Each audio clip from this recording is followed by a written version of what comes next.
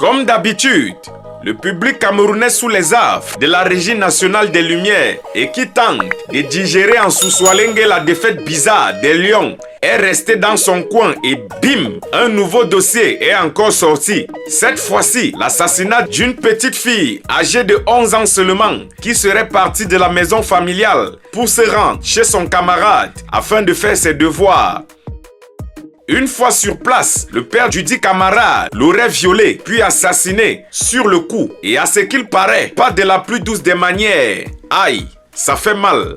Au moment où j'écris cet élément, j'ai une main posée sur la joue car ça me transperce le cœur. Pendant que le Cameroun tout entier s'émeut de cette énième affaire qui survient après la conclusion de celle du bébé Matisse, avant que le coq n'eût chanté 3 fois, le visage hideux et cruel et presque satanique d'un individu pullule la toile pour cause.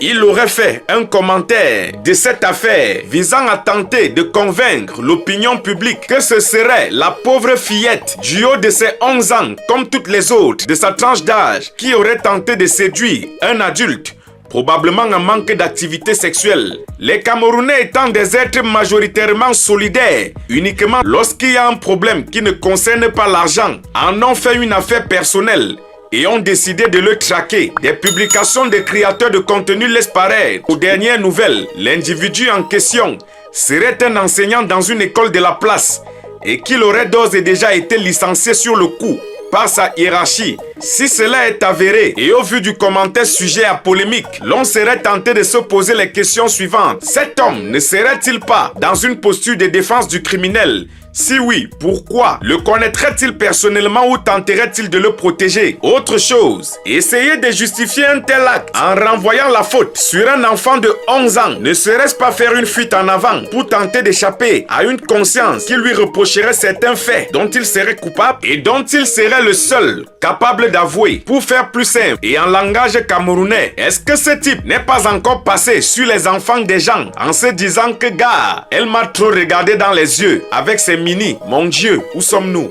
Une question encore, est-ce que le profil psychologique d'un tel personnage ne pourrait pas démontrer en fin de compte qu'il ferait partie de cette catégorie de personnes attirées uniquement par les biberons? Vous comprendrez que pour des raisons éthiques propres aux règles standards des réseaux sociaux, je ne pourrais prononcer ce mot qui commence par P et qui se termine par Phili. Une fois de plus, si jamais il est avéré qu'il était un enseignant, cela soulèverait encore des problématiques parmi lesquelles celui du profil psychologique des pédagogues qui ont la charge d'entretenir nos enfants à longueur de journée. Est-ce que ces établissements scolaires de fortune, qui pour la plupart du temps recherchent les enseignants les moins chers pour encadrer nos enfants, se soucient véritablement d'eux en faisant ne fût-ce qu'une enquête de moralité avant tout recrutement?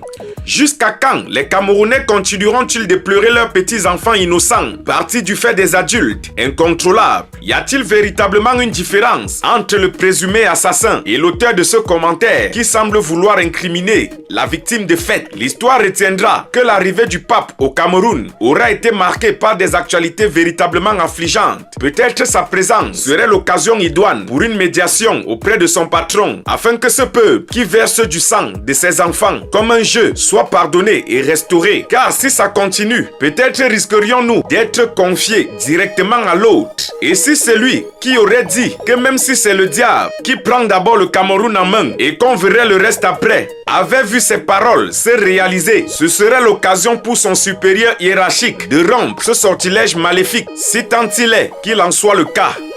Nous sommes ensemble pour la suite.